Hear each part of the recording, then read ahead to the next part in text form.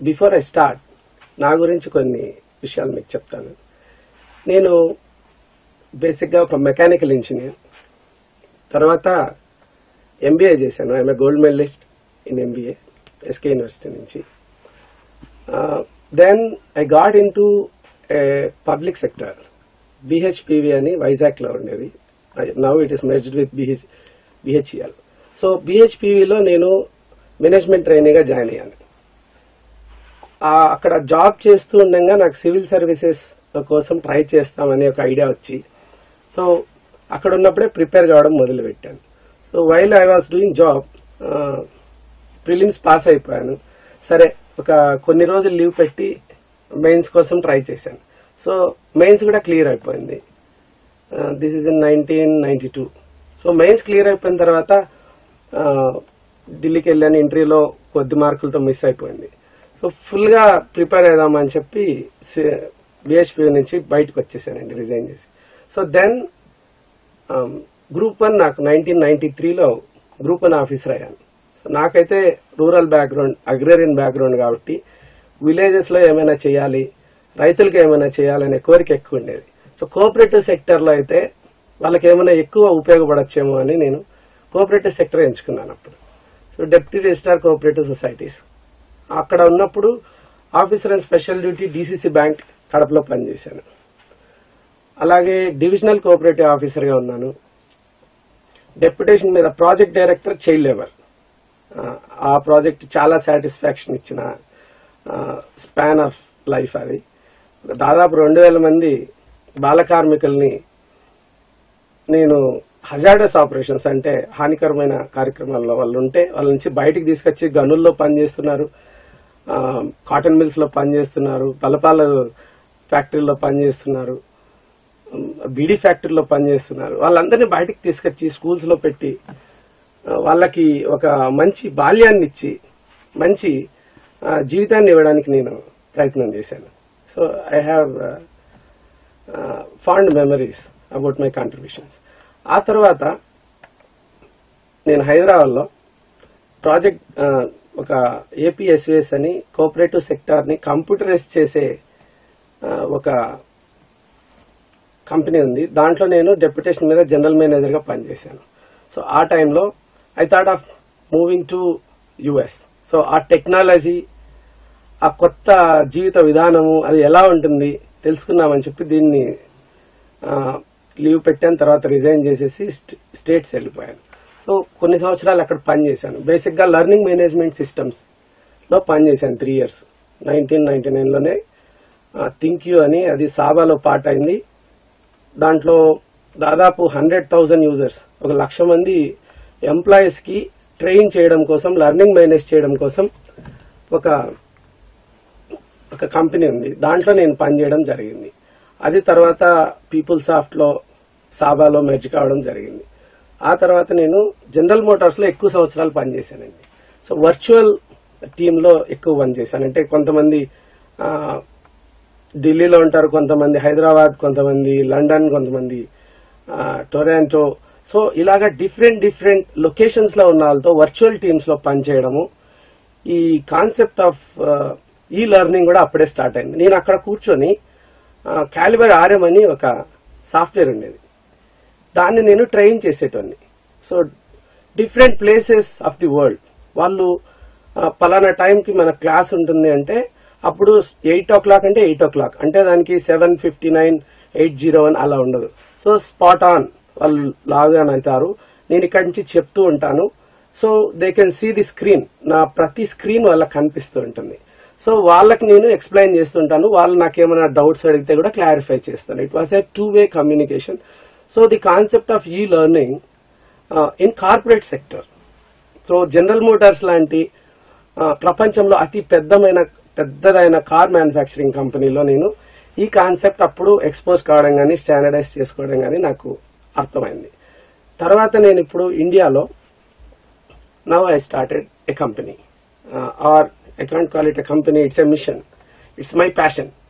So ఈ కంపెనీలో ఈ ప్రెసిషన్ అకాడమీ అన్న దాంట్లో ఈ కాన్సెప్ట్స్ అన్నింటినీ మెర్జ్ చేసి మనము విద్యార్థులకు ఏ రకంగా గైడ్ చేస్తే ఏ రకంగా యూస్ఫుల్ గా మనము ఉంటే వాళ్ళు సక్సెస్ టేస్ట్ చేస్తారు అనే దాని మీద నేను రీసెర్చ్ లాగా చేస్తున్నాను. Now I'm doing PhD in knowledge economy.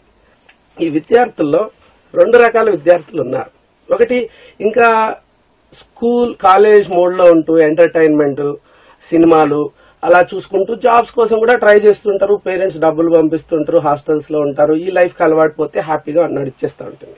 అది non serious candidates, non committed candidates. అంత పెద్ద కెపాసిటీ కూడా ఉండదు వాళ్ళకి. ఏదో అందరూ చేస్తున్నారు, మనము ట్రై చేస్తున్నాం, నేను IAS ప్రిపేర్ అవుతున్నాను అన్నట్టుంటారు. వాళ్ళు ఎలాగో ఫెయిల్ అవుతారు. వాళ్ళ గురించి నేను మాట్లాడట్లేదు, అవసరం లేదు, ఎవరు పట్టించుకున్నారు. కొంతమంది సీరియస్ క్యాండిడేట్స్ ఉన్నారు, డెడికేటెడ్ గా నాకు ఈ జాబ్ కావాలి అని తల్లిదండ్రులు అక్కడి నుంచి ఇక్కడికి పంపిస్తున్నారు అనమాట. వాళ్ళు కూడా ఫెయిల్ అవుతుంటారు. ఎందుకు? ఇది ఆలోచించాను. నేను కూడా ఇప్పుడు ఈ విద్యార్థి ఉద్యోగార్థి దశ నుంచి వచ్చాను. నా అనుభవాలు నేను నెమరేసుకుంటే ఎలా ఉండేదంటే, మార్నింగ్ ఎప్పుడు లేస్తామో తెలియదు, ఎప్పుడు పనుకుంటామో తెలియదు. పుస్తకాలు ఉంటాయి ఎప్పుడు చుట్టుపక్కల. ఎవరన్నా ఒక బిట్టు కొత్త చెప్తారు, భయపడిపోదు, అరే రే ఈ బిట్ నేను చదవలేదు, పరిగెత్తుకుంటా పోయి బుక్ ఓపెన్ చేస్తామన్నమాట. ఇప్పుడు ఒకసారి నాకు గుర్తుంది, మొగ్గాలి పుట్ట టిస్సా అనేది నీకు తెలుసా అని ఒక అతను అడిగాడు. నాకు తెలియదు, ఇదేంటో పిచ్చిగా వాళ్ళు భయపెట్టించడానికి ఉంటారు అనమాట. పరిగెత్తుకుంటా వెళ్ళి పుస్తకాలు ఓపెన్ చేసి ఏంటిది, ఈ బుద్ధిజం గురించి ఉందా, దేని గురించి, అలాగా మోటివేటెడ్ గా మనం స్టూడెంట్స్ అలా ప్రిపేర్ అవుతూ ఉంటారు అనమాట. వాళ్ళకి కొన్ని సమస్యలు ఉంటాయి ఈ స్టూడెంట్ లైఫ్ లో. పేరెంట్స్ అడగడం ఇష్టం ఉండదు. మా ఫాదర్ నాకు ఎంతైనా సపోర్ట్ చేయడానికి సిద్ధమే. అతను ఆయనకుందా లేదా అని సంబంధం లేకుండా నాకు బాధ కలగకుండా చేశారు. అయితే డబ్బులు తీసుకోవడానికి మొగమాటం. ఇంజనీరింగ్ చదివించారు, MBA చేయించారు, పబ్లిక్ సెక్టర్ లో జాబ్ వచ్చిన తర్వాత వదిలేసి మళ్ళా 3-4 సంవత్సరాలు తల్లిదండ్రుల మీద ఆధారపడాలంటే సిగ్గుగా అనిపిస్తుంది. అట్లనే వేరే చోటకి చిన్న చిన్న ఉద్యోగాలు చేస్తే స్టడీస్ కాదు. సో డబ్బుల దగ్గర చాలా జాగ్రత్తగా ఉంటారు. 100 రూపాయలకి ఏదో మంచి బుక్ దొరుకుతుందన్న ఆలోచిస్తాం 2 సార్లు. సో ఫైనాన్షియల్ గా డబ్బులున్నా లేకున్నా విద్యార్థి దశలోనే మనం కంటిన్యూ అవుతుంటాం కాబట్టి కొన్ని ఫైనాన్షియల్ ప్రెషర్స్ ఉంటాయి. ప్లస్ ఇంకొకటి ఉంటుంది, ఈ ప్రిపేర్ అవుతున్నాము, IAS ప్రిపేర్ అవుతాం, 4 సంవత్సరాలు అయిపోతాయి అటెంప్ట్స్, 5 సంవత్సరాలు. మరి అటెంప్ట్స్ అయిపోయినాక ఏమీ రాలేదనుకో, వాట్ ఈస్ ఇట్? పక్కన వాళ్ళంతా అమెరికాకి వెళ్ళిపోయారు, ఎక్కడెక్కడో మంచి మంచి జాబ్స్ చేసేస్తున్నారు. మరి నీకు చూస్తే ఏమి రాదు, పెళ్లి వయసు అయిపోతుంది, ఇంకా మరి ఏం చేయాలి? చాలా ప్రెషర్ వచ్చేస్తుంది అనమాట. ఈ ప్రెషర్ లో ప్రిపరేషన్ ప్రాబ్లమ్స్ ఉంటాయి, ఎగ్జామ్ లో కూడా ప్రాపర్ గా రాయలేకపోతాం. సో ఇవన్నీ ఉన్నప్పుడు ఈ స్టూడెంట్స్, ఇలాంటి స్టూడెంట్స్ నేను చూశాను. ఇప్పుడు IIT prelims, civil service prelims అయిపోయిన అతను నాతో పరిచయం ఉన్నాడు, మనతో ఉన్నాడు ఇప్పుడు. సో 1,25,000 కట్టేసి పెద్ద పెద్ద known institutions like Vajiram, Sriram ఏవేవో ఉన్నాయి. సో పెద్ద ఇన్స్టిట్యూట్స్ లో చదువుకొని ఢిల్లీకి వెళ్ళిపోయి చదువుకొని హైదరాబాద్ లో పెద్ద బెస్ట్ ఇన్స్టిట్యూట్స్ చదివి మళ్ళీ ఫెయిల్ అయిపోవాలని చూస్తుంటాం మనం. సివిల్స్ అనే కాదు, గ్రూప్స్ లో కూడా ప్రిలిమ్స్ ఫెయిల్ అయిపోతుంటారు. ఎందుకు వీళ్ళు ఫెయిల్ అయిపోతున్నారు? నేను చాలా మందిని మాట్లాడి స్టడీ చేసి చూశాను. ఒకటి, ఇప్పుడు లాస్ట్ ఇయర్ కట్ ఆఫ్ ఒకటి ఉంటుంది. Civil services last year cut off 107.25 అనుకోండి. ఈ సంవత్సరము 110 టార్గెట్ చేస్తున్నారు. 140 చేస్తే తప్పేంటి? 140 మార్క్స్ మనకి టార్గెట్ చేస్తే ఎక్కువ తెలుసుకుంటే తప్పేం లేదు కదా, అది మెయిన్స్ లో కూడా పనికొస్తాయి. అలాంటివే మనం ప్రిపేర్ కావాలన్నమాట. అలాగే మనకి నెక్స్ట్ ఇంకొకటి ఏం చేస్తున్నారు, ఎలాగో ప్రిలిమ్స్ పాస్ అయిపోతాము, స్క్రీనింగ్ టెస్ట్ ఉంది ఇప్పుడు, గ్రూప్ 3, గ్రూప్ 2 స్క్రీనింగ్ టెస్టే కదా, పాస్ అయిపోతాంలే అనేసి. పాస్ కాకంటే సో చిన్న పామునైనా పెద్ద కర్రతో కొట్టాలనేసి ఒక నానుడు ఉంది. సో పాస్ అవుతామని ఓవర్ కాన్ఫిడెన్స్ ఎప్పటికీ పనికిరాదు. లైఫ్ లో ఎక్కడ కూడా పాస్ అయిపోతామని ఓవర్ కాన్ఫిడెన్స్ ఉండకూడదు. సో ఇలాంటి గ్యాప్స్ తో పాటు ఒక చాలా ముఖ్యమైన విషయం, నేను ఈరోజు మాట్లాడే టాపిక్ కి సంబంధించిన విషయం అంటే జనరల్ అప్రోచ్ ఒకటి ఫాలో అవుతారు. అందరూ ఫాలో అయ్యే అప్రోచ్ ని నేను జనరల్ అప్రోచ్ అంటాను. మనము అందరూ ఫాలో అయ్యే అప్రోచ్ లో ఉండి అందరూ మనలాంటి తెలివైన వాళ్ళే ఉంటారు. సో కొందరే ఎందుకు సక్సీడ్ అవుతున్నారు, కొందరే ఎందుకు పాస్ అవుతున్నారు, మిగిలిన వాళ్ళు ఎందుకు కావట్లేదు? సో ఇది ఒక్కసారి మనం ఆలోచించుకోవాలి. ఎవ్వరూ ఏం పెద్ద తోపు ఏం కాదు ఇక్కడ, ఎవ్వరూ ఏం పెద్ద గ్రేట్ కాదు. కానీ వాళ్ళు ఎందుకు సెలెక్ట్ అయిపోయారు, మనం ఎందుకు కాలేకపోయాం? ఈ ఒక్క విషయాన్ని మనం గుర్తించుకుంటే ఈ సక్సెస్ అనేది ఇక్కడే ఉంది. సక్సెస్ఫుల్ క్యాండిడేట్స్ కి, సక్సెస్ కాని క్యాండిడేట్స్ కి, విజయాన్ని చేకూర్చుకున్న వాళ్ళకి, విజయాన్ని వదిలేసిన వాళ్ళకి తేడా ఉంది. ఏదన్నా అనుకుంటే ఎందుకు వాళ్ళకి వస్తుంది, ఎందుకు మనకు రావట్లేదు? ఇదే విశ్లేషణ నేను చేశాను. ఈ విశ్లేషణ నేను ఈరోజు మీకు అందిస్తాను. ఈ విశ్లేషణ మీరు చాలా జాగ్రత్తగా వినండి. దీన్ని కన్నా మీరు ఇంప్లిమెంట్ చేసుకుంటే కంపల్సరీగా సక్సీడ్ అవుతారు. That is my guarantee. ఇప్పుడు ఒక సైంటిఫిక్ అప్రోచ్ చెప్తాను next. So there are 2 approaches అండి, general approach, precision approach. General approach అంటే ఏమంటే, ఒక ఉదాహరణ తీసుకుంటాను నేను. గాజులు కొనుక్కోవాలి.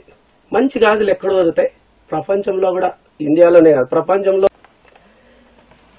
గవర్నమెంట్ జాబ్స్ గురించి, yes I have experience in this government jobs. So నేను గ్రూప్ 1 ఆఫీసర్ గా పనిచేశాను.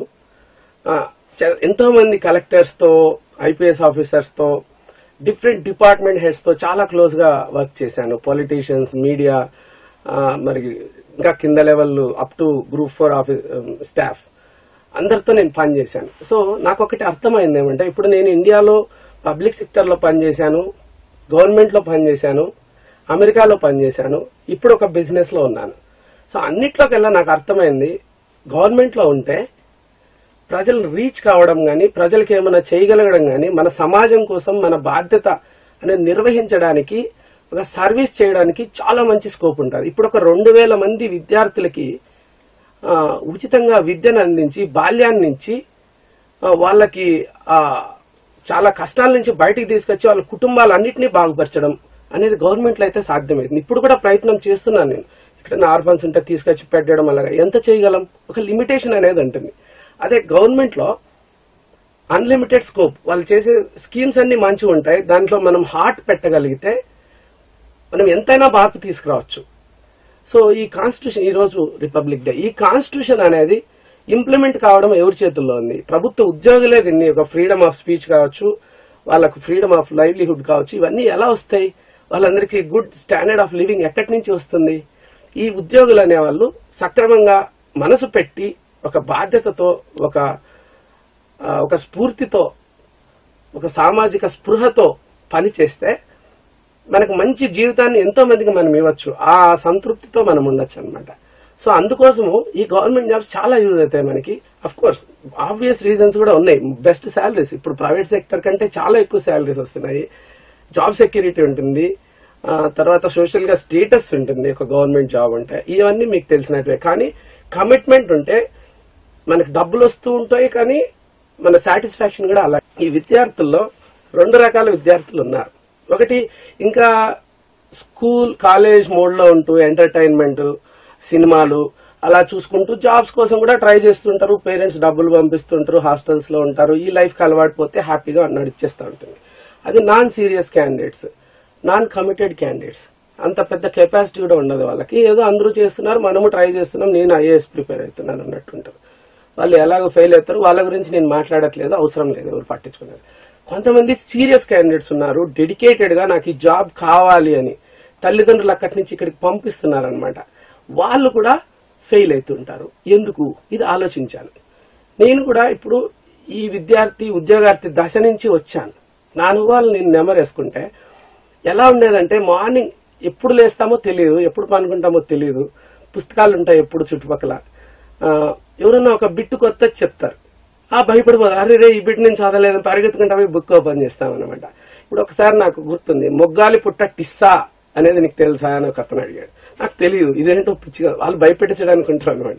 పరిగెత్తుకుంటా వెళ్ళి పుస్తకాలు ఓపెన్ చేసి ఏంటిది, ఈ బుద్ధిజం గురించి ఉందా, దేని గురించి, అలాగా మోటివేటెడ్ గా మనం స్టూడెంట్స్ అలా ప్రిపేర్ అవుతూ ఉంటారు అనమాట. వాళ్ళకి కొన్ని సమస్యలు ఉంటాయి. ఈ స్టూడెంట్ లైఫ్ లో పేరెంట్స్ అడగడం ఇష్టం ఉండదు. మా ఫాదర్ నాకు ఎంతైనా సపోర్ట్ చేయడానికి సిద్ధమే. అతను ఆయనకుందా లేదా అని సంబంధం లేకుండా నాకు బాధ కలగకుండా చేశారు. అయితే డబ్బులు తీసుకోవడానికి మొగమాటం. ఇంజనీరింగ్ చదివించారు, ఎంబీఏ చేయించారు, పబ్లిక్ సెక్టర్ లో జాబ్ వచ్చిన తర్వాత వదిలేసి మళ్ళా 3-4 సంవత్సరాలు తల్లిదండ్రుల మీద ఆధారపడాలంటే సిగ్గుగా అనిపిస్తుంది. అట్లనే వేరే చోటకి చిన్న చిన్న ఉద్యోగాలు చేస్తే స్టడీస్ కాదు. సో డబ్బుల దగ్గర చాలా జాగ్రత్తగా ఉంటారు. 100 రూపాయలకి ఏదో మంచి బుక్ దొరుకుతుందన్న ఆలోచిస్తాం 2 సార్లు.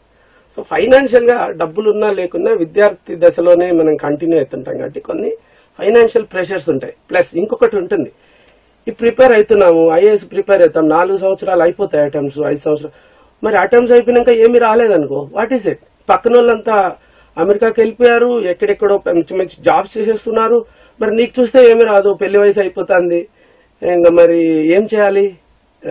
చాలా ప్రెషర్ వచ్చేస్తుంది అనమాట. ఈ ప్రెషర్ లో ప్రిపరేషన్ ప్రాబ్లమ్స్ ఉంటాయి, ఎగ్జామ్ లో కూడా ప్రాపర్ గా రాయలేకపోతాం. సో ఇవన్నీ ఉన్నప్పుడు ఈ స్టూడెంట్స్, ఇలాంటి స్టూడెంట్స్ నేను చూశాను. ఇప్పుడు IIT prelims, civil service prelims అయిపోయిన అతను నాతో పరిచయం ఉన్నాడు, మనతో ఉన్నాడు ఇప్పుడు. సో 1,25,000 కట్టేసి పెద్ద పెద్ద known institutions like Vajiram, Sriram ఏవేవో ఉన్నాయి. సో పెద్ద ఇన్స్టిట్యూట్స్ లో చదువుకొని, ఢిల్లీకి వెళ్ళిపోయి చదువుకొని, హైదరాబాద్ లో పెద్ద బెస్ట్ ఇన్స్టిట్యూట్స్ చదివి మళ్ళీ ఫెయిల్ అయిపోవాలని చూస్తుంటాం మనం. సివిల్స్ అనే కాదు, గ్రూప్స్ లో కూడా ప్రిలిమ్స్ ఫెయిల్ అయిపోతుంటారు. ఎందుకు వీళ్ళు ఫెయిల్ అయిపోతున్నారు? నేను చాలా మందిని మాట్లాడి స్టడీ చేసి చూశాను. ఒకటి, ఇప్పుడు లాస్ట్ ఇయర్ కట్ ఆఫ్ ఒకటి ఉంటుంది. Civil services last year cut off 107.25 అనుకోండి. ఈ సంవత్సరము 110 టార్గెట్ చేస్తున్నారు. 140 చేస్తే తప్పేంటి?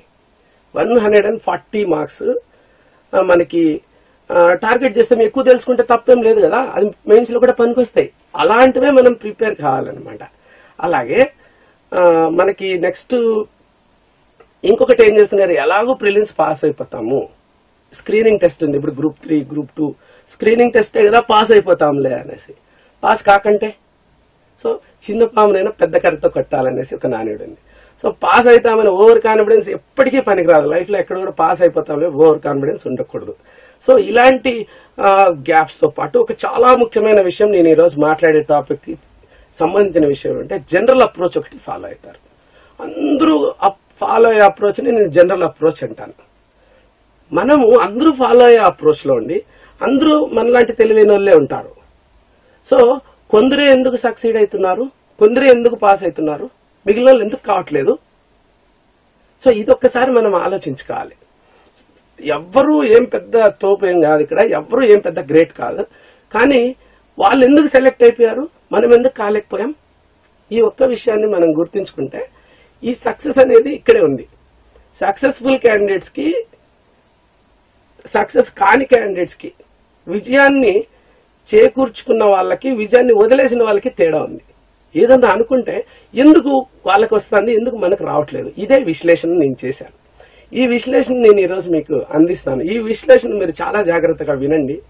దీన్ని కన్నా మీరు ఇంప్లిమెంట్ చేసుకుంటే కంపల్సరీగా సక్సీడ్ అవుతారు. That is my guarantee. ఇప్పుడు ఒక సైంటిఫిక్ అప్రోచ్ చెప్తాను. General approach, precision approach.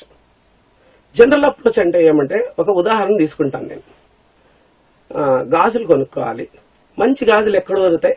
ప్రపంచంలో కూడా, ఇండియాలోనే కాదు, ప్రపంచంలో చాలా మంచి గాజులు హైదరాబాద్ లో దొరుకుతాయని ప్రసిద్ధి. సో హైదరాబాద్ లో దొరుకుతాయి, చాలా మంచి గాజులు హైదరాబాద్ లో దొరుకుతాయి. ఏం చేస్తాము? జనరల్ అప్రోచ్ లో వీధి వీధికి వెళ్లి మంచి గాజులు ఉన్నాయా ఎత్తుక్కుంటా పోవడం ఒక అప్రోచ్. దాన్ని జనరల్ అప్రోచ్ అంటాను నేను. అదే ప్రెసిషన్ అప్రోచ్ అయితే, లార్డ్ బజార్ లో, చార్మినార్ దగ్గర లార్డ్ బజార్ లో మంచి గాజులు దొరుకుతున్నాయి అని తెలుస్తుంది. సో తెలిసినప్పుడు అక్కడికి వెళ్ళిపోయి మంచి గాజులు తీసుకోవడం అనేది ప్రెసిషన్ అప్రోచ్ అనమాట. సో అంత ఎక్కడెక్కడ తిరగడం ఉండదు, ఇంకా కరెక్ట్ టార్గెట్. దీనికి సంబంధించి నేను సివిల్ సర్వీసెస్ లో ఈ అప్రోచ్ వాడామనుకోండి. సో దాన్ని ఏమంటానంటే, ఇప్పుడు ఫర్ ఎగ్జాంపుల్ ప్రిలిమ్స్ ఉంది, సివిల్స్ ప్రిలిమ్స్ లో ఎకానమీ, జాగ్రఫీ, పాలిటీ, ఎకాలజీ ఇవన్నీ కవర్ చేస్తూ కరెంట్ అఫైర్స్, ఇంటర్నేషనల్ అఫైర్స్ చేసిన తర్వాత జనరల్ సైన్స్ అని ఒక టాపిక్ ఉంది. జనరల్ సైన్స్ అంటే ఏమనుకుంటారు ఎవరైనా? జనరల్ అప్రోచ్ లో మనం ఏమనుకుంటాం? జనరల్ సైన్స్ ఉంది. జనరల్ సైన్స్ అంటే బయాలజీ, ఫిజిక్స్, కెమిస్ట్రీ, అంతే కదండి. జనరల్ సైన్స్ అంటే ఈ మూడే. సో కెమిస్ట్రీలో ఏముంటాయి? ఇన్ఆర్గానిక్ కెమిస్ట్రీ ఉంటుంది, ఆర్గానిక్ కెమిస్ట్రీ ఉంటుంది, ఫిజికల్ కెమిస్ట్రీ ఉంటుంది. ఫిజిక్స్ అంటే మనకు light, sound, atomic physics, so చాలా రకాల ఫిజిక్స్ రిలేటెడ్ టాపిక్స్ ఉంటాయి. అలాగే బయాలజీ ఉంది. సో అనిమల్స్, ప్లాంట్స్ అన్నిటి గురించి తెలుసుకుంటాం, బయాలజీ. ఈ టాపిక్స్ అన్ని నేను లిస్ట్ చేశాను. ఒక ఫిజిక్స్ లో ఒక 20 టాపిక్స్ మొత్తం ఎన్ని ఉన్నాయి అన్ని లిస్ట్ చేసి, ఎక్కడ చదువుకోవాలి? ఎన్సీఆర్టీ 6th నుంచి 12th దాకా పుస్తకాలు తీసుకొని ఎన్సీఆర్టీ బుక్స్ ఇవన్నీ లిస్ట్ చేసామండి. ఇవన్నీ లిస్ట్ చేసి మనము జనరల్ అప్రోచ్ లో ఎలా ప్రిపేర్ కావాలి అనేది చూశాను. కానీ మళ్ళీ ప్రెసిషన్ అప్రోచ్ లో ఎలా ప్రిపేర్ కావాలి? సో ఒక జనరల్ సైన్స్ అనే దాన్ని ఎగ్జాంపుల్ తీసుకొని నేను పూర్తిగా ఈ వివరణ ఇస్తా వెళ్తానన్నమాట. ప్రతి టాపిక్ కి ఈ ఒక ఎగ్జాంపుల్ అనేది మీకు రన్ అవుతుంది. సో దీంట్లో మా జనరల్ అప్రోచ్ లో ఒక 4 ముఖ్యమైన విషయాలు ఉన్నాయి. ఒకటి going forward versus working backwards. అంటే ఇప్పుడు సబ్జెక్ట్ సిలబస్ ఉంది, సిలబస్ నుంచి బ్రేకప్ చేసుకొని ఆ చేసుకున్న శాఖల్లో మనం పుస్తకాలను ఎంచుకొని ముందరికెళ్ళడం అనేది going forward approach. Working backwards approach అంటే క్వశ్చన్ పేపర్స్ లో ఏమో ఉన్నాయో తెలుసుకొని క్వశ్చన్ పేపర్స్ ఏ బుక్స్ చదువుకోవాలి, ఎలా ప్రిపేర్ కావాలనుకుంటావచ్చు, ప్రిపేర్ కావడం అనేది working backwards approach. So syllabus ఉంది, సిలబస్ నుంచి ముందరికి వెళ్ళడం వర్కింగ్ ఫార్వర్డ్స్, గోయింగ్ ఫార్వర్డ్స్ అయితే వెనక్కి రావడం వర్కింగ్ బ్యాక్వర్డ్స్. సో దీంట్లో కాన్సెప్ట్ ఆఫ్ MBO అని ఉందండి, management by objectives, Peter F Drucker. నాకు చాలా ఇష్టమైన కాన్సెప్ట్ ఇది. ఇప్పుడు నేనున్నాను, నా ఆబ్జెక్టివ్ ఏంటి? ప్రతి మనిషి ఒక ఆబ్జెక్టివ్ తో మొదలుపెట్టి వెనక్కి రావాలి, అది నేను నమ్ముతాను. నేను నా ద్వారా కనీసం 1000 మందికి ప్రభుత్వ ఉద్యోగాలు రావాలి ఈ సంవత్సరం, అది నా ఆబ్జెక్టివ్. అలా ఆబ్జెక్టివ్ పెట్టుకొని ఇంతమందికి రావాలంటే ఎంతమందికి నేను test series, material, videos reach చెయ్యాలి, అంతమందికి నేను రీచ్ చెయ్యాలి అంటే ఎంతమందికి అసలు మనము చెప్పాలి మన గురించి, ఇది వర్కింగ్ బ్యాక్వర్డ్స్ అప్రోచ్ అన్నమాట. అలాగే ఇప్పుడు మీరున్నారు, ఒక జాబ్ కావాలి అని ఒక డెసిషన్ తీసుకున్నారు, ఈ జాబ్ నాకు కావాల్సిందే, కావాలంటే కావాల్సిందే. ఇంకా సో కావాలనుకున్న తర్వాత మనము ఎలా వస్తుంది, ఎలాంటి అంటే ఒక ఎగ్జామ్ పాస్ కావాలి కదా ఈ జాబ్ కావాలంటే. ఈ ఎగ్జామ్ పాస్ కావాలంటే ఈ ఎగ్జామ్ లో ఏం క్వశ్చన్స్ అడుగుతున్నాడు, ఇంతవరకు ఎన్నిసార్లు జరిగింది, ఎలాంటి ట్రెండ్ ఉండబోతోంది, ఎలాంటి క్వశ్చన్స్ రాబోతున్నాయి, ఈ సివిల్ సర్వీస్ మోడల్ అంటున్నారు, మరి ఇప్పుడు తెలంగాణలో జరిగాయి, అక్కడ ఎలా ఇస్తున్నారు, ఇవన్నీ కలిపి ఎలా రాబోతుందో ఒక క్వశ్చన్ పేపర్ మీద ఒక అర్థం చేసుకున్న తర్వాత అప్పుడు మనము ఏమేమి మనకు వచ్చు ఆల్రెడీ, ఏవి రావు అలా అనుకుంటూ వెళ్తే వర్కింగ్ బ్యాక్వర్డ్స్ అప్రోచ్ అంటారు దాన్ని.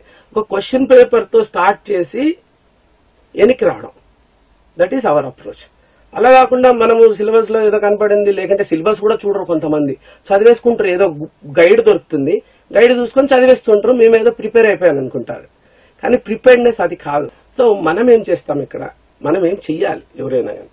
సో ఒక టాపిక్ ఉంది, ఫర్ ఎగ్జాంపుల్ నేను ఇప్పుడు జనరల్ సైన్స్ చెప్తాను, జనరల్ సైన్స్ లో సబ్ టాపిక్స్ ఏంటి, అలాగే దాంట్లో మళ్ళీ మైక్రో టాపిక్స్ ఏంటి. ఇప్పుడు science and technology, history, polity, వీటిల్లో క్వశ్చన్స్ అడుగుతున్నారు, దేంట్లో ఎక్కువ అడుగుతున్నారు, కరెంట్ అఫైర్స్ అని, అది ఒక అనాలిసిస్, అది సరిపోదు. సైన్స్ అండ్ టెక్నాలజీలో ఏం అడుగుతున్నాడు, nano technology, information technology, biotechnology. So ఈ ఏ space technology, defence technology, health care, ఏ సబ్ టాపిక్ లో, ఏ టెక్నాలజీలో వాళ్ళు ఎక్కువ క్వశ్చన్స్ అడుగుతున్నారు, లేకంటే ఎన్ని క్వశ్చన్స్ ఎక్కడెక్కడి నుంచి వస్తున్నాయి, ఈ మైక్రో టాపిక్ అనాలిసిస్ అనేది జరిగితే పిన్ పాయింటెడ్ గా తెలిసిపోద్ది. సో ఈ సర్జికల్ స్ట్రైక్స్ అన్నారు చూడండి రీసెంట్ గా, అలాగా మనం కరెక్ట్ టాపిక్ నే స్ట్రైక్ చేయాలి, కరెక్ట్ టాపిక్ మీద మనము ఫోకస్ చేసి ఆ టాపిక్ మీద మనం గ్యాదర్ చేసుకోవాలి. ఇప్పుడు ఒక 100 టాపిక్స్ ఉన్నాయనుకోండి చదవాల్సినవి, దాంట్లో ఒక 10 టాపిక్స్ మీదనే ఎక్కువ క్వశ్చన్స్ అడుగుతున్నప్పుడు వాటిలో 90 టాపిక్స్ లో అడగట్లేదు, అడిగే ఛాన్స్ లేదంటే 10 మీద ఫోకస్ చేయాలి. ఈ 90 కూడా చేస్తాం. 80-20 రూల్ అని ఒకటి ఉంది మనకి ఇన్వెంటరీ మేనేజ్మెంట్ లో.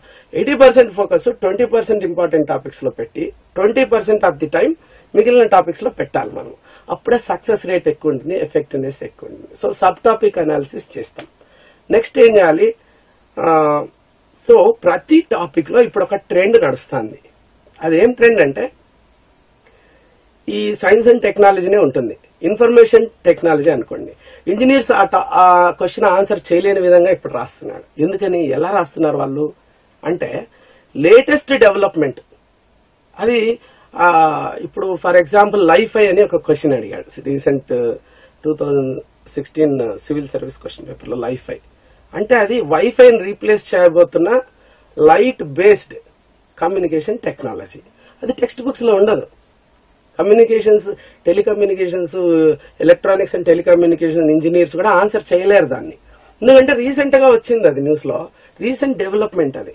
సో స్టాటిక్ క్వశ్చన్స్ అంటే టెక్స్ట్ బుక్ బేస్డ్ క్వశ్చన్స్ కంటే కూడా రీసెంట్ డెవలప్మెంట్ బేస్డ్ క్వశ్చన్స్ అడుగుతున్నారు ఇప్పుడు ఎక్కువ. Application oriented recent development questions అడుగుతున్నారు. అలాంటిది అడుగుతున్నారా, ఎన్ని అడుగుతున్నారు, ఎలా అడుగుతున్నారు, విశ్లేషణ. తర్వాత ట్రివియల్, ఫ్యాక్చువల్, కాన్సెప్చువల్, అనలిటికల్ అని 4 భాగాలుగా నేను విభజించాను దీన్ని. ట్రివియా అంటే ఏమంటే పూర్వకాలము గ్రూప్ 1 నుంచి గ్రూప్ 3 ఈవెన్ సివిల్ సర్వీసెస్ లో కూడా ఏ సంవత్సరము పలానా యుద్ధం జరిగింది, లేకంటే పలానా దినము ఏ రోజు ఉంటుంది, ఎవరు పలానా కమిటీకి చైర్మన్, పేర్లు, ఊర్ల పేర్లు, మనుషుల పేర్లు, కొన్ని సంవత్సరాల నెంబర్లు, ఇలాంటివి అడగడం అనేది ట్రివియల్ ఇన్ఫర్మేషన్ అన్నమాట. ఈ ట్రివియల్ ఇన్ఫర్మేషన్ నుంచి ఇప్పుడు డీవియేట్ అవుతున్నారు స్లోగా ఆల్ ఎగ్జామ్స్ లో. సో ఎలా అడుగుతున్నారు, ముందు ఎలా ఉండేది ట్రివియల్ ఎంత ఉంది, కానీ ఫ్యాక్చువల్ ఉంటాయి కొన్ని. ఫర్ ఎగ్జాంపుల్ WTO యొక్క ఆబ్జెక్టివ్స్ ఏంటి, ఇట్స్ ఎ ఫ్యాక్ట్ ఎక్కడో ఉంటుంది, లేకంటే అలాంటి ఆబ్జెక్టివ్స్ ఫ్యాక్చువల్ గా ఉంటాయి, దాంట్లో పెద్ద కాన్సెప్ట్ ఏమి ఉండదు. పలానా టెక్నాలజీ ఉంటుంది, ఆ టెక్నాలజీ ఎలా పనిచేస్తుంది, these are all factual. So కొన్ని కాన్సెప్చువల్ ఉంటాయి, కాన్సెప్ట్ బేస్డ్, కొన్ని అప్లికేషన్ బేస్డ్ ఉంటాయి. ఫర్ ఎగ్జాంపుల్ రీసెంట్ గా ఒక క్వశ్చన్ పేపర్లో అడిగారు, ఒక గుడిలోకి కానీ బడిలోకి కానీ కొన్ని కులాల వాళ్ళని అనుమతించకపోవడం అనేది జరిగితే కాన్స్టిట్యూషన్ లో ఏ అధికరణ ప్రకారం, ఏ ఆర్టికల్ ప్రకారం అది వైలేట్ అవుతుంది, ఏ ఆర్టికల్ ను వైలేట్ చేసినట్టు అవుతుంది అని అడిగాడు.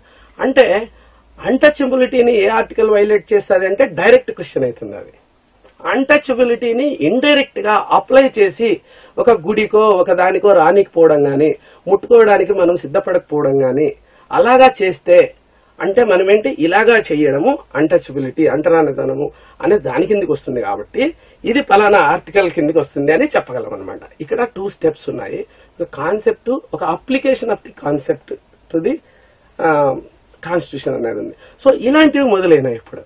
సో ఎలా అడుగుతున్నారు క్వశ్చన్స్, ఎలా ఉండబోవచ్చు, that is the analysis part. ఇప్పుడు ఈ క్వశ్చన్స్ ఎక్కడి నుంచి వచ్చాయి? ఫర్ ఎగ్జాంపుల్ నేను సైన్స్ అండ్ టెక్నాలజీలో 11 క్వశ్చన్స్ అడిగాను ఈ 2016 సివిల్స్. 11లో 10 లేటెస్ట్ డెవలప్మెంట్స్ అడిగాడు, 1 మాత్రం వైరసెస్ గురించి స్టాటిక్ క్వశ్చన్ అంటే టెక్స్ట్ బుక్స్ బేస్ చేసుకుని అడిగారు. సో ఈ 10కి 10 హిందూలో నుంచి వచ్చాయి. సో హిందూలో ఏ సైన్స్ అండ్ టెక్నాలజీ టాపిక్, ఏ సైన్స్ అండ్ టెక్నాలజీ గురించి ఏ మాత్రం ఎక్కడ కనిపించినా గానీ అదంతా నోట్ చేసుకుని ప్రిపేర్ అయ్యామనుకోండి, సైన్స్ అండ్ టెక్నాలజీలో మనం సేఫ్. అన్ని జర్నల్స్, మ్యాగజైన్స్ చదివే టైం మనకున్నది. అలాగే మనం ఎక్కడ చదివితే ఏ పేపర్ చదవాలి, తెలుగులో అయితే ఏ పేపర్ చదవాలి, ఎలా నోట్ చేసుకోవాలి. ఎంతో రాస్తాడండి, గాసిప్స్ ఉంటాయి, సెన్సేషనలైజేషన్ ఉంటుంది న్యూస్ లో. కానీ ఇది సైన్స్ అండ్ టెక్నాలజీకి సంబంధించిన లేటెస్ట్ డెవలప్మెంట్ నోట్ చేసుకోవాలి మనం. ఎకానమీ, ఆర్థిక శాస్త్రం గురించి ఇది, తర్వాత ఎకాలజీ, పర్యావరణం గురించి ఈ ప్రశ్న, ఈ టాపిక్ మనకు పర్యావరణానికి సంబంధించింది. సో అంతర్జాతీయ సంబంధాలు తెలుగు పేపర్లలో కొంచెం తక్కువ ఉంటాయి, కానీ అంతర్జాతీయ సంబంధాల గురించి మనం తెలుసుకోవాలి. సో ఇలాంటి విషయాలన్నింటినీ మనం నోట్ చేసుకోవాలి. ఇలా నోట్ చేసుకుంటే అవన్నీ మళ్ళా చూసుకున్నాం అనుకోండి, ఏదో గైడ్ చదివేశాను నేను, కరెంట్ అఫైర్స్ మీద ఏదో మ్యాగజైన్, ఏదో గైడ్ ఏదో చదివేశాను, అయిపోయింది కరెంట్ అఫైర్స్ అనుకుంటే సరిపోదు. ఒరిజినల్ సోర్స్ ఏంటి, ఆ గైడ్ కి ఎక్కడి నుంచి వచ్చిందో సోర్స్, అక్కడి నుంచి మనం కూడా తెలుగు వచ్చు కదా, మనకి తెలుగు పేపర్లు చదవచ్చు కదా, అన్నిట్లో నుంచి మనం నోట్స్ ఒకటి తయారు చేసుకోవాలి. అప్పుడేం చేస్తుంటే మనం ఏం చేయాలి, అంతకంటే ముందు ట్రేసబిలిటీ, ఎక్కడ చదివితే ఈ క్వశ్చన్ ఆన్సర్ చేయగలిగేది, దట్ ఈస్ ద. సో దీన్ని అంతా చేసాం, అనలైజ్ చేసేసాం, ఎలా రాబోతున్నాయి, ఎలా చెప్పాలి. దీనికి స్టాటిస్టికల్ టూల్స్ ఉన్నాయండి, దీన్ని ప్రెడిక్టివ్ అనలిటిక్స్ అంటారు. నేను ఇప్పుడు PhD చేస్తున్నాను central university of Hyderabad. So PhDలో ఒక రీసెర్చ్ మెథడాలజీస్ అని ఒక కాన్సెప్ట్ ఉంది. అంటే ఒక మామూలుగా చెప్పేస్తారు అనుకోండి ఎవరైనా. ఇప్పుడు నేను యోగా ఇన్స్ట్రక్టర్, భారతీయ సంస్థల్లో ఫ్రీగా మనం కొన్ని వేల మందికి యోగా క్లాసెస్ చెప్తారు, మా గురువులు వస్తుంటారు. ఒక ఆసనం గాని ఒక ప్రాణాయామం గాని చెప్పేటప్పుడు ఏ హజారో బీమారం కా రాంబాన్ అంటాడు. అయితే అదే యూనివర్సిటీకి తీసుకెళ్లి ఆ మాట చెప్పామనుకో, హజారో బీమారం కా రాంబాన్ అనే ఒక యోగా గురువు, హజార్ అంటే 1000 జబ్బులకి, రోగాలకి ఇది రాంబాణం లాగా పనిచేస్తుంది అని కదా చెప్పావు. ఆ 1000 జబ్బులు ఏవి, 1000 రోగాలు ఏవి లిస్ట్ చెయ్యి అంటారు వాళ్ళు. అయిపోయి చెప్పలేము. చెప్పిన తర్వాత ఈ 1000 రోగాలకి మీరు చేసే ఇది పని చేస్తుందా లేదా ఎలా చెప్పగలవు? ఎంపిరికల్ ఎవిడెన్స్ ఏమన్నా ఉందా? శాంపుల్ సైజ్ ఎంత? టీ టెస్ట్ వాడావా, జెడ్ టెస్ట్ వాడావా, ఏ అనాలిసిస్ తీసుకున్నావు, ఏ ప్రెడిక్టివ్ అనలిటిక్స్ వాడావు అనేది వస్తుంది. సో ఇలాగా నాకు ఒక సైంటిఫిక్ వేలో అప్రోచ్ కావడం అనేది ఈ పిహెచ్డి చేయడం వల్ల ఒక రకంగా అలవాటైంది నాకు. ప్లస్ నేను స్టాటిస్టిక్స్ బేస్ చేసుకుని సివిల్ సర్వీస్ ఇంటర్వ్యూ దాకా వెళ్ళాను. స్టాటిస్టిక్స్ నా ఓన్ సబ్జెక్ట్ కాకుండా నాకు చాలా ప్యాషన్, ఇంట్రెస్ట్ ఉంది. అప్పుడు కూడా నాకు ఆలోచనలు ఉండేటువంటి వాన పడుతుందా లేదా. ఒక ఏఆర్ రేడియోలో చాలా జోక్స్ నడిచేటప్పుడు ఇప్పుడు చాలా బెటర్ అయ్యాం మనము ప్రెడిక్ట్ చేయడంలో రెయిన్స్ గురించి. ఈ వర్షాలు రేపు వాతావరణం గురించి సూచన అంటాడు. ఏమయ్యా అంటే ఒకవేళ వర్షాలు పడచ్చు, చాలా బాగా కూడా పడచ్చు. ఒకవేళ పడవకంటే మాత్రం ఎండలు కురిసే అవకాశం ఉంది. ఆ ఎండలు లేకుంటే కొంత మబ్బులుగా మోగాలు వచ్చాయనుకోండి, కొంచెం మబ్బుగా ఉంటుంది. ఈ టైప్ ఉండేది. అయితే పడితే పడచ్చు, పడకంటే పోవచ్చు. పడిన తర్వాత చెప్పగలరు తప్పించి పడుతుందా లేదా చెప్పలేరు. ఆ పరిస్థితి ఉండేది. అప్పుడు నేను ఆలోచించేటాన్ని ఇది ఎలా ప్రెడిక్ట్ చేయాలి. సో ఎన్ని పారామీటర్స్ దీంట్లో ఉన్నాయి, దీని కొరిలేషన్ కోఎఫిషియంట్ ఎంత ఉంటుంది, దీనికోసం రిగ్రెషన్ మీద నాకు చాలా ఇంట్రెస్ట్ ఉండేది అనమాట. రిగ్రెషన్ ఇప్పుడు చాలా అడ్వాన్స్డ్ టెక్నిక్స్ ఉన్నాయి ఇప్పుడు స్టాటిస్టిక్స్ లో. ప్రెడిక్టివ్ అనలిటిక్స్ అంటారు. We try to use all that. మన అప్రోచ్ ఏమంటే స్టాటిస్టికల్ టూల్స్ వాడి ట్రెండ్ అనాలిసిస్ చేసుకోవాలి. అలా చేస్తే దీంట్లో ఒక చిన్న లిమిటేషన్ ఉంది. అది సివిల్ సర్వీసెస్ చేయొచ్చు. ఎలా చేయొచ్చు? ప్రతి సంవత్సరము వాళ్ళు ఎగ్జామ్ కండక్ట్ చేస్తారు. సో వాళ్ళ చాలా స్టాండర్డ్ ఉంటుంది. ఎవ్రీ ఇయర్ చేస్తారు కాబట్టి చేయొచ్చు. అదే ఒక రెగ్యులరిటీ లేదనుకోండి, ప్రెడిక్ట్ చేయడం చాలా కష్టం. ఇప్పుడు గ్రూప్ 1, గ్రూప్ 2 ఉంది. 2012లో జరుగుతుంది, మళ్ళీ 2017లో జరుగుతుంది, మళ్ళీ ఎప్పుడు జరుగుతుందో తెలియదు. సో సిలబస్ అప్పుడుది ఇప్పటికీ మారిపోతూ ఉంటుంది. సో ప్రెడిక్ట్ చేయడంలో కొన్ని ఇబ్బందులు ఉంటాయి. కానీ మనము ఇప్పుడు సివిల్ సర్వీసెస్ స్టాండర్డ్, తెలంగాణలో ఎగ్జామ్ స్టాండర్డ్ అవన్నీ దృష్టిలో పెట్టుకోవాలి ఏపీలో మనం ఎగ్జామ్ రాసేటప్పుడు. సో ప్రీవియస్ ఎగ్జామ్స్ లో ఫ్యాక్ట్స్ అంటే ఏ సంవత్సరము, ఎవరు, ఎక్కడ అనేటి ఉంది కదా, ఇప్పుడు తగ్గచ్చు. అలా కాకుండా స్టేట్మెంట్ బేస్డ్ క్వశ్చన్స్ వస్తున్నాయి. ఇప్పుడు ముందు ఒక సెంటెన్స్ వచ్చేసేది, ఇప్పుడు 3 సెంటెన్సులు ఉంటుంది క్వశ్చన్. తర్వాత స్టేట్మెంట్స్ ఇస్తాడు ఒక 3-4, 1 మరియు 2 మాత్రమే, 2 మరియు 4 మాత్రమే, 1, 2 మరియు 3 మాత్రమే, అన్ని అనేసి అడుగుతుంటాడు వాడు. అలాంటి క్వశ్చన్లు ఎక్కువైనాయి. తర్వాత మ్యాచింగ్ ఉంటుంది, పెయిరింగ్ ఉంటుంది. ఇలాంటివన్నీ మనకు ట్రెండ్స్ గా అనిపిస్తున్నాయి. వీటిని కూడా తీసుకోవాలి. అంటే ఒకటి హిస్టారికల్ ఫ్యాక్ట్స్, అంటే ఇంతకు ముందు ఎలాంటివి అడిగారు, దాంట్లో ఎంతెంత అడిగారు అనేది ఒక పార్ట్ తీసుకొని, ఇంకా వేరే ఇప్పుడు చైర్మన్, ఏపీపీఎస్సీ చైర్మన్ చెప్పారు. ఇప్పుడు మేము కూడా సివిల్స్ మోడల్లో ట్రై చేస్తున్నాం. తర్వాత తెలంగాణలో పేపర్స్ బయటకు వచ్చాయి, వాళ్ళు కూడా సివిల్స్ మోడల్ అప్రోచ్ అవుతున్నారు. అంటే స్ట్రిక్ట్ కాన్సెప్చువల్ చిన్న చిన్న విషయాలు అడగడం వదిలేసి, స్ట్రిక్ట్ ఫ్యాక్చువల్ వదిలేసి కొంత కాన్సెప్ట్స్కి వెళ్తున్నారు. ఫ్యాక్ట్స్ కూడా కొంచెం బెటర్ ఫ్యాక్ట్స్ అడుగుతున్నారు, స్టేట్మెంట్ బేస్డ్ అడుగుతున్నారు. ఇవన్నీ దృష్టిలోకి తీసుకొని, ఇంతకుముందు ఎగ్జామ్స్ దృష్టిలోకి తీసుకొని ప్రెడిక్ట్ చేయాలి. తర్వాత ఒకటి ఉంది, సబ్జెక్ట్ మనం అర్థం చేసుకోవాలి. ఇప్పుడు రాజ్యాంగం, భారత రాజ్యాంగం గురించి ఉంది. దాంట్లో ప్రాథమిక హక్కుల గురించి మనం చదవాలి. బేసిక్ గా ఏదంటే చదవకూడదు. ఇప్పుడు ఆర్టికల్ 12, 13 దాని గురించి కొంచెం వివరణ ఇచ్చిన తర్వాత 14 నుంచి మనకు మొదలైతే ఈ ఫండమెంటల్ రైట్స్ లో, అంటే ప్రాథమిక హక్కుల్లో ఫ్రీడమ్, ఆ ఫ్రీడమ్స్ గురించి ఒక్కొక్క దానికి ఒక్కొక్క ఆర్టికల్ ఉంది. సో అన్ని ఆర్టికల్స్ లో ఉన్న కంటెంట్ మనం తెలుసుకున్నాం అనుకోండి, పూర్తిగా మనకి కంప్లీట్ గా రీచ్ కావచ్చు. సో అనాలిసిస్ చేసేటప్పుడు మనము ఆ స్కోప్ క్లియర్ గా అర్థం చేసుకొని దాన్ని టార్గెట్ చేయాల్సి ఉంటుంది. సో ప్రెడిక్టివ్ అనలిటిక్స్ ని యూజ్ చేసుకుని ఫ్యూచర్ ఎలా ఉంటుందో మనం ప్రెడిక్ట్ చేయాలి. ప్రెసిషన్ రూట్ మ్యాప్ అప్రోచ్ అంటాను నేను దాన్ని. It's route map approach. ఉదాహరణకి ఎవరైనా మనకు ఫోన్ చేసి ఢిల్లీకి ఎలా రావాలి అని అడిగారు అనుకోండి. సో నువ్వు ఎక్కడున్నావు అని అడుగుతాం. ఎక్కడి నుంచి? అది చాలా ముఖ్యం. కలకత్తా నుంచి వచ్చేటోడికి ఏ రూట్ ఉంటుందో హైదరాబాద్ నుంచి వెళ్ళేటోడికి సేమ్ రూట్ ఉండదు కదా, వేర్ యు ఆర్. సో ప్రతి మనిషికి 2 పారామీటర్స్ తెలియాలి. నువ్వు ఎక్కడ ఉండాలనుకుంటున్నావు అంటే నీ గమ్యం ఏమిటి, ఎక్కడ ఉన్నావు ఇప్పుడు, where you are, where you want to be. అదే కోఆర్డినేట్ జామెట్రీలో పెడితే x1 y1 x2 y2, then distance between these 2, shortest route, best route, known route. అలాగా మనము ఈ 2 పాయింట్స్ మనము నిర్దేశించుకోవాలి. నిర్దేశించుకున్న తర్వాత రూట్ మ్యాప్ అనేది వస్తుంది. రూట్ మ్యాప్ వచ్చిన తర్వాత మైల్ స్టోన్స్ అనేవి వస్తాయి. ఇప్పుడు ఫర్ ఎగ్జాంపుల్ ఢిల్లీకి వెళ్ళాలి. సో నిజామాబాద్, నాందేడ్, అలాగా మనము కాన్పూర్ అలా వెళ్తుంటాం అనుకోండి. మనం వెళ్ళేటప్పుడు ఇక్కడికి చేరామా చూసుకోవడమే మైల్ స్టోన్ అంటే. అలాగే మనకు గ్రూప్ 2 రావాలి, గ్రూప్ 3 రావాలి అని మన టార్గెట్ ఉన్న తర్వాత దాంట్లో ఏవేవి మనం రీచ్ అవుతా వచ్చాము అనేది మైల్ స్టోన్స్ అంటారు వాటిని. ఆ మైల్ స్టోన్స్ కూడా మనం తెలుసుకోవాలి. అలాగా చెప్పే ఒక సైంటిఫిక్ టెస్ట్ సిరీస్ అనేది ఒకటి. అదేమంటే చాలా మంది చేసే విషయం, జనరల్ గా అందరూ అప్రోచ్ అయ్యేది ఏముంటుందంటే, సక్సెస్ఫుల్ పీపుల్ అంటారు. ఇప్పుడు నేను గ్రూప్ 1 పాస్ అయిపోయానండి, నన్ను వచ్చి అడుగుతారు ఎలా పాస్ అయ్యావు. నాకు ఏ ఇయర్ లో కూడా ఇంటర్వ్యూ నడిచింది.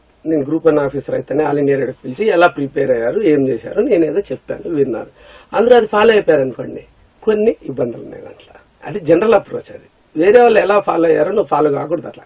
ఎందుకు తెలుసా, నాకు అప్పుడు అర్థమెటిక్ రీజనింగ్ అవన్నీ కూడా అడిగేటోళ్ళు. సో అవి నేను ప్రిపేర్ కావాల్సిన పని లేదు, దానికోసం నేను ఏ బుక్స్ చదవాల్సిన పని లేదు. నాకు ఏది వీక్ ఉంటాను, నాకు జనరల్ స్టడీస్ లేకుంటే నేను ఇంజనీరింగ్ బ్యాక్గ్రౌండ్ ఉంది కాబట్టి నాకు మ్యాథమెటిక్స్ రిలేటెడ్ అంతా స్ట్రాంగ్ ఉంటాను. నా వీక్నెస్లు ఎక్కడ ఉంటాయి, ఇప్పుడు కాన్స్టిట్యూషన్ ఆఫ్ ఇండియా నేను చదవలేదు, అంతకుముందు చదవాలి. సో మనము దేనికి ఎంతెంత టైం కేటాయించుకోవాలి అన్నప్పుడు మనకు ఎంత తెలుసు, ఎంత తెలుసుకోవాలి, ఎంత గ్యాప్ ఉంది, ఇది మనం ఫస్ట్ అర్థం చేసుకోవాలన్నమాట. అది అర్థం చేసుకున్న తర్వాత కస్టమైజ్ చేసుకోవాలి ఎవరికి వాళ్ళదే. ఇప్పుడు క్లాసులకు ఎక్కడికైనా వెళ్ళండి, అందరికీ చెప్పేస్తా ఉంటారు, మీకు కావాల్సింది మీరు తీసుకోవాలి, అవసరం లేనిది మీకు తెలిసిందైనా కూర్చొని వినాలి. కానీ ఈ టెక్నాలజీ వచ్చిన తర్వాత నీకు కావాల్సింది మాత్రమే నీకు తీసుకునే చాయిస్ అనేది ఒకటి వచ్చింది నీకు. సో ప్రిపరేషన్ ప్లాన్ అనేది చాలా ఇంపార్టెంట్ అనమాట. ఎప్పుడు బ్లైండ్ గా సక్సెస్ఫుల్ పీపుల్ ఫాలో అయిపోకుండా మన గ్యాప్స్ ఎక్కడున్నాయి, మనం ఏం ప్రిపేర్ కావాలి అది అర్థం. మన అప్రోచ్ ఒకటి చెప్తాను ఇప్పుడు. అదేమంటే, ఈ ప్రెసిషన్ అకాడమీ ఎలా ఫాలో కావాలనుకుంటున్నాము, మా ఐడియాస్ ఏంటి అనేది చెప్తాను. మీకు ఉపయోగపడితే మీరు కూడా మా దగ్గరనే తీసుకోవచ్చు, అవసరం లేదు ఎక్కడైనా తీసుకోవచ్చు. మా అప్రోచ్ ఫస్ట్ ఒక ప్రాథమిక హక్కుల గురించి ఒక క్లాస్ ఉంటుంది. అది class room, live class room based అయి ఉండొచ్చు, ఒక వీడియో బేస్డ్ అయి ఉండొచ్చు. మీరు వీడియోస్ అనుకోండి మీ దగ్గరనే చూసుకుంటారు, ల్యాప్టాప్ లో చూసుకుంటారు, లేదా క్లాస్కి వెళ్తారు. క్లాస్కి వెళ్ళిన తర్వాత మాకు టైప్స్ ఉన్నాయి మొత్తం స్టేట్ లో ప్రతి ఇంపార్టెంట్ ప్లేస్ లో